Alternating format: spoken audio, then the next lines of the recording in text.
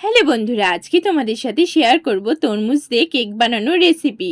এখন যেহেতু তরমুজ উঠেছে বাজারে অনেক, তাই ভাবলাম তরমুজ দিয়ে একটি কেক বানিয়ে নিই। প্রথমে আমি তরমুজগুলোকে ছোট ছোট করে কেটে মিক্সিতে জুস বানিয়ে নিয়েছি।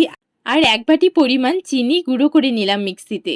আমি এই ছোট বাটির পরিমাপে আমার যে যে উপকরণগুলো লাগবে কেক বানাতে, এই বাটির পরিমাপেই আমি নিব। তো প্রথমে নিয়ে নিলাম এক বাটি পরিমাণ চিনির গুঁড়ো, 2 বাটি পরিমাণ ময়দা, অল্প সাদা তেল দিয়ে এবার উপকরণগুলোকে একটু মিশিয়ে নিব। এবার 1 বাটি পরিমাণ তরমুজের জুস দিয়ে ব্যাটারটিকে ভালো করে তৈরি করে নিব।